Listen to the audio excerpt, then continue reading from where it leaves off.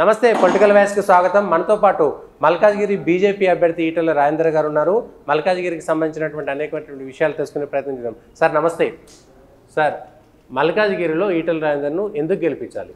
దేశాన్ని రేపు మోడీ గారే మళ్ళీ పరిపాలించాలని చెప్పి భావిస్తుంది కాబట్టి మల్కాజ్గిరి ప్రజలు కూడా అందులో భాగం అనే విషయం మనం మర్చిపోవద్దు.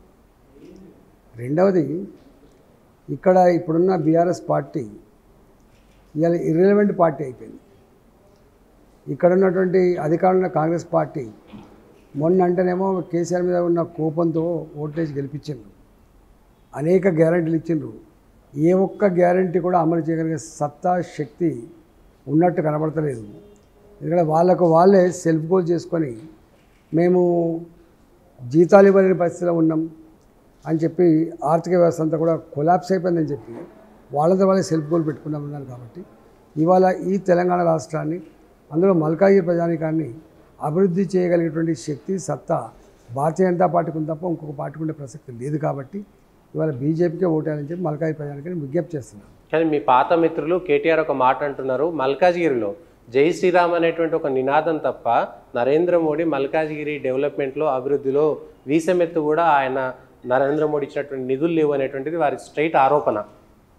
ఇప్పుడు నా దగ్గర ఎల్బీ నగర్ కాన్స్టిట్యూన్సీలో కట్టిన మొత్తం ఫ్లైఓవర్లు కేంద్ర ప్రభుత్వం ఇచ్చిన డబ్బుతో కడుతున్నారు.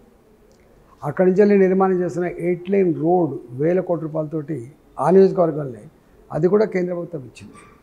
ఇవాళ ఉప్పల్లో కడుతున్నటువంటి ఫ్లైఓవర్ కానీ అటు నుంచి వెళ్ళి మొత్తం అక్కడ దాకా ఇచ్చిన నేషనల్ హైవే కానీ కేంద్ర ప్రభుత్వం ఇచ్చిన నిధులే 1000 కోట్ల రూపాయలు, 100 కోట్లు కూడా కాదు.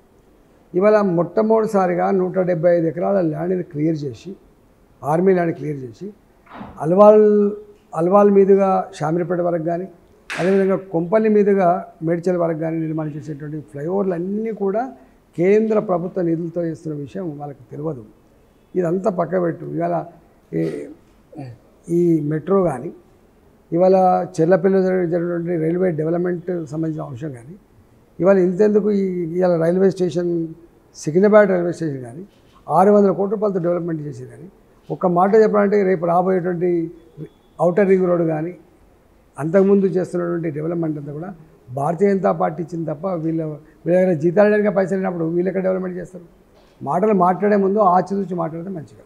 కంటోన్మెంట్ ఏరియాలో ఇచ్చేటువంటి స్కైకి సంబంధించినటువంటి స్కైవేలు అవన్నిటికి కూడా మేము 10 ఏళ్ల పాటు నరేంద్ర మోడీ దగ్గర అర్జీలు పెడితే పట్టించుకున్నటువంటి నరేంద్ర మోడీ ఇలా రేవంత్ రెడ్డి తన శిష్యుడు కాబట్టే, రేవంత్ రెడ్డి ఏబీపీ మనిషి కాబట్టే వెంటనే ఇచ్చారు, మాకు మాత్రం ఇవ్వలేనటువంటిది ఆరోపణ. కేంద్ర ప్రభుత్వం దగ్గర రోజులలోనే నెలలనే పనులు ఎప్పుడు కావు, దానికి ఒక ప్రాసెస్ ఉంటుంది. అనేక సంవత్సరాల క్రితం ఈ దరఖాస్తు పెట్టినప్పటికి కూడా భారతీయ జనతా పార్టీగా ఇక్కడ ఉన్నటువంటి ఈ పనుల అవసరాన్ని అర్థం చేయించింది కాబట్టే ఆ ప్రాసెస్లో భాగంగా ఆయనకు వచ్చింది తప్ప వీళ్ళు వచ్చినాక వీళ్ళు దరఖాస్తు పెట్టింది కాదు, వీళ్ళతో వచ్చింది కూడా కాదు, కాంగ్రెస్ పార్టీతో వచ్చింది కాదు. యాక్చువల్గా ఆనాడు ప్రపోజల్ మా పర్సనల్స్ మీదనే ఆధారపడి వచ్చింది తప్ప ఇది కాంగ్రెస్ పార్టీకి రేవంత్ రెడ్డికి సంబంధం లేదు. కానీ మల్కాజ్గిరిలో సునీతా మహేందర్ రెడ్డి ఇక్కడ ఎక్కువ కాలం పాటు ఉమ్మడి రంగారెడ్డి జిల్లాకు జడ్పీ చైర్మన్ చేశారు. ఈ నేలతోటి అనుబంధం, పాత రంగారెడ్డి జిల్లాతోటి అనుబంధం ఉంది మహేందర్ రెడ్డి వాళ్ళ కుటుంబానికి మాత్రమే అని వాళ్ళు చెప్తున్నారు. రాగిడి లక్ష్మారెడ్డి ఏమో నేను లోకలు, నేను ఉప్పల్లో పుట్టి పెరిగినటువంటి వ్యక్తి, ఈటెల రాజేందర్కి ఏం సంబంధం అనేటువంటి ప్రశ్న వేస్తున్నారు. వాటికి మీరు చెప్పే సమాధానం? అదే ఇది రాహుల్ గాంధీ వచ్చి కేరళ నిలబడుతుండ్రు, ఏం సంబంధం వాళ్ళు చెప్పాలి. రాహుల్ గాంధీ యూపీలో పోటీ చేయలేక కేరళకు వచ్చి నిలబడుతున్నాడు. ఇంకా తెలంగాణ బిడ్డ నేను ఆదిలాబాద్ నుంచి అలంపూర్ వరకు, భద్రాచలం నుంచి మొదలుపెట్టి పరిగి వరకు నేను అసలు ఈ అచ్చమైన తెలంగాణ బిడ్డను, ఈ తెలంగాణ రాష్ట్రం నిలబడుతున్నాను. నన్ను పట్టుకొని ఈ నాన్ లోకల్ అంటే వాళ్ళ రాహుల్ గాంధీని అడగాలి లోకల్ నాన్ లోకల్ అని చెప్పి. రాగిడి లక్ష్మారెడ్డి గారు కూడా అదే మాట, నేను మల్కాజ్గిరిలో పుట్టి పెరిగిన ఈ లోక్సభకు సంబంధించినటువంటి వ్యక్తిని. వాళ్ళ నాయకుడు కేటీఆర్ని అడగమని చెప్పు, ఆయన ఎక్కడ పుట్టి పెరిగిండు. హరీష్ రావుని అడగమని చెప్పు, ఆయన ఎక్కడ పుట్టి పెరిగిండు. ఇవన్నీ వట్టిగా అంటే చాతకాని వాళ్ళు, చేయలేని వాళ్ళు మాట్లాడే మాటలు తప్ప సత్తా ఉన్నాడు ఎవడు మాట్లాడు. అట్లాంటి దానికి సమాధానం చెప్పాల్సి అక్కడ కూడా లేదు. నేను అక్కడనే ఉన్నానా? అసలు వీళ్ళందరికంటే స్కూల్ నుంచి వెళ్ళి ఇక్కడే చదువుకున్నా నేను ఒక్కనే కావచ్చు. నా school Keshava memorial high school, నా జూనియర్ కాలేజ్ ఆలియా, నా degree college cyber science college. నేను 1992 నుంచి నా ఇల్లు వాకిలు ఇక్కడ ఉన్నది. నేను దానికి సమాధానం కోసం అంటున్నాను. కానీ చాతకాని వాళ్ళు చేయలేని వాళ్ళు చేసేటువంటి ఆరోపణ తప్ప దీనికి సత్యం. సో మల్కాజ్గిరికి ఈటల రాజేందర్కు అనుబంధం ఉందనేటువంటి చెప్పదు. తెలంగాణకు అనుబంధం ఉంది, నాట్ ఓన్లీ మల్కాజ్గిరి. ఓకే. రేపు తెలంగాణలో ఉన్నటువంటి బీజేపీ నాయకుల మధ్య సఖ్యత లేదు. ఈటల రాజేందర్ గెలిస్తే రేపు పొద్దుగాల మంత్రి అవుతాడేమో కేంద్రంలో, మాకు ఇబ్బంది వస్తుంది అనేటువంటి కొంత కొట్లాట మీ భారతీయ జనతా పార్టీలో ఉన్నట్టుగా కనబడుతుంది. అస్సలు లేదు మా దాంట్లో అట్లాంటి కొట్టాటం లేదు, అట్లాంటి ఆలోచన లేదు. పిల్ల పుట్టక ముందే కుళ్ళగొట్టేటువంటి పని చేయొద్దు ఎవరు.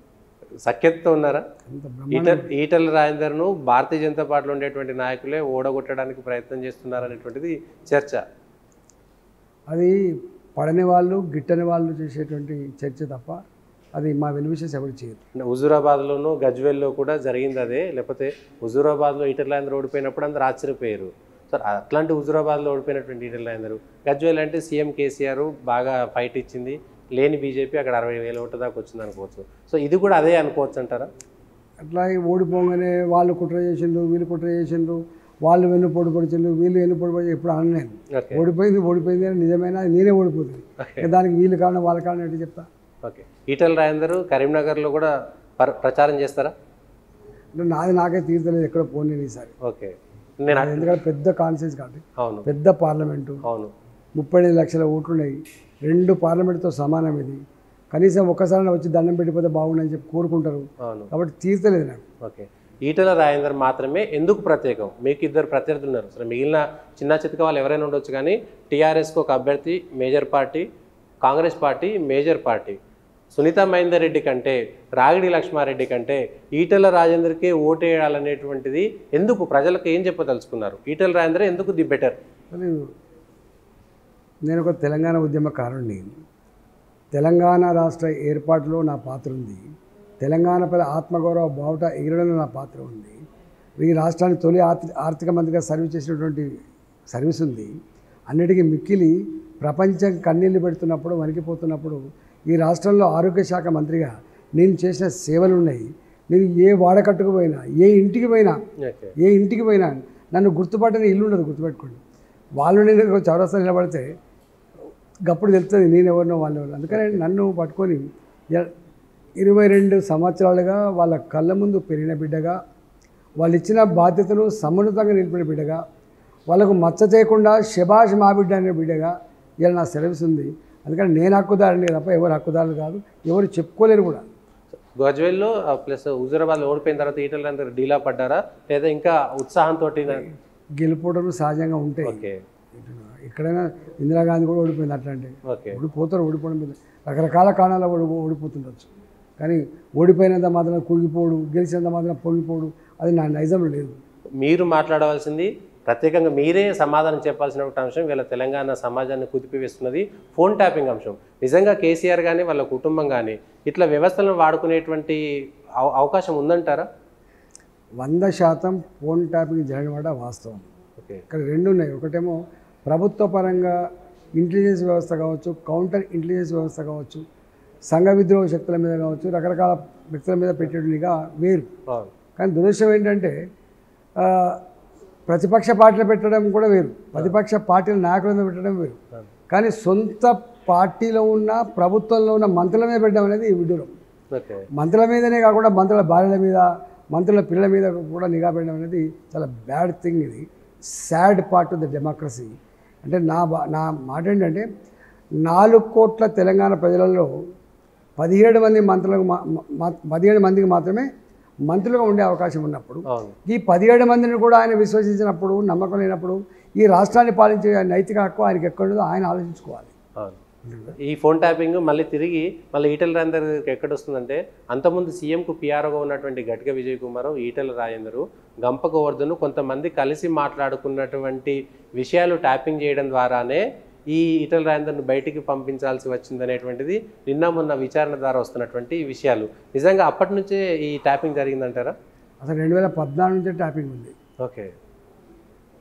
మనం ఆనాడు డిప్యూటీ సీఎం రాజయ్య గారు, గణపూర్ ఎమ్మెల్యే రాజయ్య గారు డిప్యూటీ సీఎం అప్పుడు ఆయన మీద ఆరోపణలు వచ్చినప్పుడు అప్పుడే అనుకున్నాం ఇది ఫోన్ ట్యాపింగ్ లేకుండా ఇట్లాంటిది రుజువు అయ్యేటువంటి ఆస్కారం లేదని. ఆనాడే మొదలైంది ఈ టాపిక్. సరే అట్లా మొదలై చివరికి అది వికృత రూపం ఎక్కడ తీసుకుంటే ప్రభుత్వ పరంగా చేస్తే వేరు, కానీ ప్రైవేటు వ్యక్తులు కూడా ఎక్విప్మెంట్ పెట్టి ఇవాళ ఎవరిని పడితే వాళ్ళని బ్లాక్మెయిలింగ్ చేసే స్థాయికి ఎదగడం అనేది చాలా దురదృష్టకరం. నేను ఒకటే ఈ గవర్నమెంట్ నిజాయితీ ఉంటే డిమాండ్ చేస్తున్నా, ఇట్లాంటి వాటి మీద సమగ్రమైన విచారణ జరిపించాలి, కారకుల మీద చర్యలు చేపట్టాలి. ఇది ఫర్దర్గా కాకుండా చూడాల్సిన బాధ్యత వాళ్ళ మీద ఉంది. ఇలా వ్యక్తుల స్వేచ్ఛను హరించడమే నేరం అంటే అందులో సొంత క్యాబినెట్ మంత్రులను శంకించడం, సొంత కుటుంబ సభ్యుల మీద కూడా ఎవడిచ్చిన వీళ్ళకి అధికారం. ఇలా అందుకనే ప్రజలు అంటున్నారు, అసహించుకుంటున్నారు. ఇవాళ వాళ్ళ పని చేసినారు. ఇలా రేవంత్ రెడ్డి ప్రభుత్వం కూడా మళ్ళీ అదే పని చేసినారు. ఆయనకు కొంచెం ఎక్కువ టైం పట్టింది, వీళ్ళకు అంత టైం కూడా పట్టదు. అవును. హుజూరాబాద్ బై ఎలక్షన్ సందర్భంలో ఇప్పుడున్నటువంటి ప్రభాకర్ ఎవరైతే ఎస్ఐబి చీఫ్ ఉన్నారో, హుజూరాబాద్లో మనకు వ్యతిరేకత ఉన్నది, ఈటల రాజేందర్కు పాజిటివ్గా ఉన్నది, దయచేసి ఈటల రాజేందర్ను బయటికి పోకుండా ఆపాలనేటువంటి మాట చెప్పినప్పటి నుంచి ప్రభాకర్ రావును కేసీఆర్ దూరం పెట్టారనేటువంటి మాట వింటున్నాం. మీకు అట్లాంటిది ఏమైనా ఉందా సమాచారం? ఉండొచ్చు. ఓకే. నాలాంటి బయటికి పంపడం వల్ల పార్టీకి నష్టం తప్ప లాభం ఉండదు అనేటువంటి సమాచారం ఉండొచ్చు. నాకు తెలిసి నాలాంటి బయటికి పంపించినాడు కేసీఆర్కి ఆ కసి ఉండొచ్చు, కేసీఆర్కి ఏముండదో తెలియదు, కానీ వాళ్ళ ఇంట్లో ఉండడం వాళ్ళ వైఫ్ కూడా యాక్సెప్ట్ చేయకపోవచ్చు, వాళ్ళ ఇంట్లో ఉన్న కుటుంబ సభ్యులు కూడా యాక్సెప్ట్ చేయకపోవచ్చు. మాలాంటి వాళ్ళు ఈయన చేసిన చిల్లర ఆరోపణలు ఏవైతున్నాయో అంత థర్డ్ క్లాస్ లేదు ఎవరు. కింద పడ్డ బంతి నేలగొట్టినటువంటి బంతిలాగా మేము పైకి లేస్తామనేటువంటి మాట కేటీఆర్ గారు కేసీఆర్ గారు చెప్తున్నారు. అంటే అది ఎక్కడి దాకా పోయిందంటే వీళ్ళ చేష్టలన్నీ కూడా సరే ప్రభుత్వ పరంగా తప్పులు ఒప్పులు ఉండడం వేరు, కానీ వ్యక్తుల స్వేచ్ఛను హరించడం, వ్యక్తుల పట్ల నమ్మకం లేకపోవడం, రాష్ట్రం వచ్చిందే మా కోసం, మాకే ఎలిజిబుల్ ఉంటుంది, మేమే పనులు చేసుకోగలం, ఇతరులకు అవకాశం లేదు, వాళ్ళు జీతగాళ్ళ లెక్క బానిస లెక్క బతకాల్సినటువంటి మెసేజ్ ఏదైతే పోయిందో ఇవాళ, అది ఇవాళ అతుక్కునేది కాదు, ఇవాళ లేచేది కూడా కాదు. కానీ కేసీఆర్ అదే ఓడిపోయిన తర్వాత జరిగిన మొదటి బహిరంగ సభలో కూడా పాలిచ్చే బర్రెని ఇచ్చిపెట్టి దున్నపోతు కోట్లేసారు అనేటువంటి ఒక మాట కూడా మాట్లాడారు. ప్రజల్ని అంటే దానికి వర్డ్స్ లేవు, కానీ ప్రజల్ని అంత చులకన చూసేటువంటి అహంకారం మంచిది కాదు. ప్రజలే చరిత్ర నిర్మాతలు, దేన్నైనా నిర్వహించగలిగేటువంటి శక్తి సత్తా ప్రజలకు తప్ప ప్రజాస్వామ్యంలో నీకు ఇచ్చింది కూడా ప్రజలనే విషయం మర్చిపోకు. 2014లో కాంగ్రెస్ పార్టీ తెలంగాణ ఇచ్చినప్పటికి కూడా ఉద్యమ నాయకుడిగా నీ వెంట ఉండి ఆనాడు నీకు డబ్బులు లేకపోయినా నీకు వేసి గెలిపించి ముఖ్యమంత్రి చేసిండు. తప్ప అండి? తప్పంటవా? ఆనాడు ఇచ్చిన బర్రెను వదిలిపెట్టి తన్నే బర్రెకి ఇచ్చినని చెప్పంటవా? చెప్పండి. కాంగ్రెస్ పార్టీ అన్నదా? Is it fair? ఆయన ఏది పడితే అదే మాట్లాడతారు, కనుక ఇట్లాంటి మాటలు మాట్లాడి చెడగొట్టుకున్నాడు ఆయన. ఓకే. ఇదే అంశంలో కేసీఆర్కి సంబంధించినటువంటి అంశాలే ముందుకు తీసుకుంటూ పోతూ ఉంటే, తెలంగాణకు సంబంధించి భారతీయ జనతా పార్టీతోటి విలీనం అవ్వడానికి లేదా పొత్తు పెట్టుకోవడానికి మీ ఈటల రాజేందర్ లాంటి నాయకులు సస్యమీర ఒప్పుకోలేదు, అందుకే మొన్న అసలు పొత్తు కాలేదనేటువంటి ఒక మాట చెప్తున్నారు. అది నాకు సంబంధం లేదు. అంటే కేసీఆర్ రావడానికి మీరు ఒప్పుకోలేదు, వాళ్ళు పొత్తు పెట్టుకునేటువంటి ప్రయత్నం చేశారు. మీరు చెప్తున్న వార్త నాకు తెలియదు, నాకు సంబంధం కూడా లేదు. ఓకే. ఒకవేళ వస్తే కేసీఆర్ బీజేపీతో పొత్తు పెట్టుకోవాల్సి వస్తే మీ రోల్ ఎట్లా ఉండబోతుంది? నా ఒక్కరి రోల్ మీద ఆధారపడి ఉండేది. ఓకే. మా పార్టీ తీసుకునే నిర్ణయాల మీద ఆధారపడి ఉంటుంది. మా పార్టీ తీసుకునే నిర్ణయాన్ని చూసే తప్ప పాటించే తప్ప ఏముంటే చెప్పండి. మల్కాజ్గిరిలో ఒకటి మీరు గెలుస్తారని నమ్మకం ఖచ్చితంగా ఉందా మీకు? ప్రజల అభిప్రాయాన్ని బట్టి గెలుస్తామని నమ్మకం ఉంది. తెలంగాణలో ఎన్ని సీట్లు వస్తాయని ఈటల రాజేందర్ గారు భావిస్తున్నారు? 12 సీట్ల పైన వస్తాయని భావిస్తారు. డబుల్ డీ తెలంగాణలో వస్తుందా? బీజేపీకి సొంతంగా పోయినసారి 4 సీట్లు మాత్రమే గెలిచింది బీజేపీ. ఈసారి దేశవ్యాప్తంగా, అందులో తెలంగాణ వ్యాప్తంగా మోదీజీనే ప్రధానమంత్రి కావాలని ప్రజలు భావిస్తారు. దీనికే రిలేటెడ్ కేసీఆర్ 10 సంవత్సరాల పాటు అధికారం ఉన్నది, యూపీఏ కూడా 10 సంవత్సరాల అధికారం తర్వాత ఎన్డీఏ మళ్ళీ మోడీ వచ్చిండు, తెలంగాణలో కూడా 10 ఏళ్ల తర్వాత మార్పు జరిగింది. మోడీ గారు కూడా 10 ఏళ్ల పాటు అధికారం ఉన్న తర్వాత ఎందుకు మార్పు జరగకూడదు అనుకుంటారు? ఇష్యూ ఇక్కడనే తేడా ఇక్కడనే వచ్చింది. ఓకే. ఇవాళ 2014లో 273 సీట్లు గెలిచిన మోడీ గారు భారతీయ జనతా పార్టీ, అవును, రెండవసారి 303 సీట్లు గెలిచింది. 303 సీట్లు గెలిచింది అంటే 10 సంవత్సరాల తర్వాత మోదీ గారి గురించి మరింత అర్థమైన ప్రజలు, వారి పని విధానం, వారి నడవడి, వారి దేశానికి తెచ్చిపెట్టిన కీర్తి కావచ్చు, అనేక అంశాలను చూసిన తర్వాత ఇంత గొప్ప నాయకుడు ఉండగా ఇంకో పార్టీకి ఎందుకు ఓటేయాలని చెప్పి పాజిటివ్ ఓటు వస్తుంది. గతంలో ఏ ఇళ్లల్లో అయితే ఎందుకు వేయాలి ఓటు అని చెప్పి అనుకునే వాళ్ళు, మాకేందిలే అని చెప్పి ఓటు వేయకుండా అవాయిడ్ చేసిన వాళ్ళు, ఇవాళ అలాంటి ఇళ్ళకి వెళ్ళి అలాంటి సెక్షన్స్ కూడా బయటకు వచ్చి మేము ఓటు వేయాల్సిందే, మోడీ గారు మళ్ళీ ప్రధానమంత్రి కావాల్సిందే. ఇది ఇవాళ కనబడుతున్న మార్పు. ఇది కేవలం ఉన్నోళ్ళు దాని కాదు, బస్తీలలో కూడా ఆ భావన ఉంది. ఓకే. ఇంకొక అంశము, రేవంత్ రెడ్డి చెప్తున్నటువంటిది 100 రోజుల పరిపాలనకు మాకు రెఫరెండము, తెలంగాణలో కాంగ్రెస్ పార్టీ 12 నుంచి 14 సీట్లు ఖచ్చితంగా గెలుస్తున్నది అనేటువంటి ఒక మాట ఘంటాపదంగా చెప్తున్నారు. ఈ తినబోతు రుచులు ఎందుకు అన్నట్టుగా మే 4వ తారీఖు, మే 13వ తారీఖున ఎన్నికలు అవుతాయి, జూన్ 4వ తారీఖున ఫలితాలు వస్తాయి. అప్పుడు తెలుస్తుంది రేవంత్ రెడ్డికి ఎన్ని సీట్లు వస్తాయి, మాకు ఎన్ని సీట్లు వస్తాయి. లేదంటారా తెలంగాణలో పోటీ కాంగ్రెస్ వర్సెస్ బీజేపీతో నడుస్తుంది కదా? అంటే బీఆర్ఎస్ పార్టీ చతికిలబడ్డది కాబట్టి న్యాచురల్గా కాంగ్రెస్ పార్టీ వర్సెస్ బీజేపీ ఉంటుంది. ఓకే. ఫైనల్గా తెలంగాణలో బీజేపీకి ఎన్ని సీట్లు వస్తాయి, కాంగ్రెస్కి ఎన్ని సీట్లు వచ్చే అవకాశం ఉంది, బీఆర్ఎస్ పరిస్థితి ఏంటి? ఇవాళ రేవంత్ రెడ్డిని చూస్తున్నా, ఆనాడు కేసీఆర్ గారు ఏ పని అయితే చేసిండో, ఓకే, డబ్బులు పెట్టి నాయకులు కొనుక్కోడు, పేద ప్రజలకు డబ్బులు ఇచ్చి ఓట్లు వేయించుకునేటువంటి కుట్ర చేసుడు, అధికార దుర్వినియోగానికి పాల్పడు, ప్రతిపక్ష పార్టీల నాయకులు కానీ కార్యకర్తల మీద కానీ వాళ్ళని రకరకాల పద్ధతిలో వేధించడం, ఈ చిల్లర పనులు కూడా జరుగుతున్నాయి. నా దగ్గర ఎక్కువ జరుగుతున్నాయి, మీ దగ్గర జరుగుతూ ఉన్నాయి. ఇవన్నీ ఇవాళ తెలియదు వాళ్ళకి. ఇవాళ అధికారం ఉంది కాబట్టి కళ్ళు నెత్తికెక్కితే కనపడవు కాబట్టి ఇవి తెలియవు, కానీ డెఫినెట్గా వీళ్ళకి మూల్యం చెల్లిస్తారు. ఇట్లాంటి పిచ్చి పనుల వల్లనే కేసీఆర్కి గుణపడని చెప్పింది అనేది వీళ్ళకి అర్థమైతే వాళ్ళు ఆ పని చేయరు, కానీ చేస్తున్నారు.